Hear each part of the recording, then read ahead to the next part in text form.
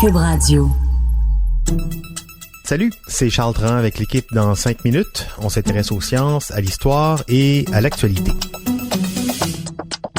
Aujourd'hui, on parle de sport des villes et de sport des champs. Est-ce qu'on gagne ou on perd en espérance de vie si on pratique un sport extérieur dans une ville polluée? Autrement dit, à partir de combien de temps faire du vélo ou de la course dehors représente plus de risques que d'avantages? C'est pourtant bien connu et documenté, la pollution atmosphérique compte parmi les principales menaces pour la santé humaine, la sédentarité aussi, alors qu'on sait que l'activité physique est essentielle pour améliorer la santé, le bien-être et la qualité de vie. Alors, faire du sport en ville, est-ce que c'est vraiment une bonne idée? Benjamin Bourque pèse le pour et le contre. Si vous faites partie de ces quelques 3,9 milliards d'individus qui s'entassent dans les villes, il y a de fortes chances que l'air que vous respirez soit vicié. Un important corpus de preuves scientifiques s'est accumulé au cours des 25 dernières années, attribuant à la pollution atmosphérique des effets nocifs sur la santé, incluant des décès prématurés. Bon, jusqu'ici, pas de scoop. Pas de scoop non plus sur le fait qu'il faut privilégier une vie saine et active, la pratique du sport ayant beaucoup de bénéfices sur la musculature, le système cardiovasculaire, la consommation de graisse, et j'en passe. Mais, chers citadins, augmenter son activité pulmonaire dans un air pollué, c'est aussi augmenter le risque de déclencher des problèmes respiratoires. Le volume d'oxygène consommé lors d'une séance de course à pied, par exemple, est même multiplié par 7, selon une étude canadienne, ce qui augmente donc proportionnellement la quantité de polluants que l'on va inévitablement respirer. Alors, retour à la question initiale, faire du sport en ville, est-ce une bonne idée? Une étude de 2016 publiée dans Preventive Medicine a fait le calcul.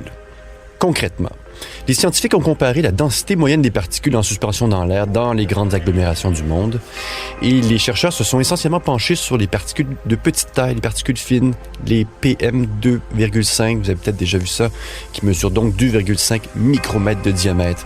Ce sont les pires, les plus dangereuses, car c'est elles qui viennent se loger profondément dans nos poumons et qui gagnent par la suite toute notre circulation sanguine.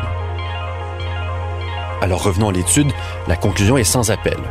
Les bénéfices de l'activité physique dépassent très largement les effets secondaires des effets polluants. Et ce qui est le plus étonnant là-dedans, c'est que c'est vrai aussi même dans les villes les plus polluées du monde, comme Delhi ou Shanghai, où on peut rouler assez longtemps en vélo avant que la pollution de l'air prenne le pas sur les effets bénéfiques du sport. Et c'est le cas aussi pour Londres, New York et Paris. Paris qui est quand même pas spécialement reconnu pour la qualité de son air. Eh bien, à Paris, les cyclistes peuvent rouler près de 8 heures par jour sans problème. Ça, c'est dans des conditions dites normales. Mais, parce qu'il y a toujours un mais, quand survient un pic de pollution, ce temps chute radicalement. Il tombe, pour les cyclistes parisiens, à 45 minutes quand le taux dépasse un certain seuil, soit celui de 75 micromètres par mètre cube. Alors, auditeurs sportifs, où on va de l'être, tendez bien l'oreille et essayez d'exercer votre bon sens. De manière générale, dans les périodes de forte pollution, il faut adapter sa pratique et éviter les activités peut-être trop intenses. Il faut également privilégier des zones dites plus propres et bien ventilées plutôt que de courir près des routes les plus fréquentées. Et pour vous aider, un réseau de surveillance de la qualité de l'air, le RSQA, a été mis sur pied pour mesurer en continu les polluants gazeux de plusieurs villes dans le monde. Pour Montréal, par exemple, il existe une douzaine de stations d'échantillonnage de polluants particulières qui sont répandues d'est en ouest sur l'île. Toutes les heures, les données sont enregistrées par ces appareils en continu et sont mises à jour pour permettre de calculer un indice de qualité de l'air. C'est très pratique et tout cela s'est rapporté sur une carte en temps réel.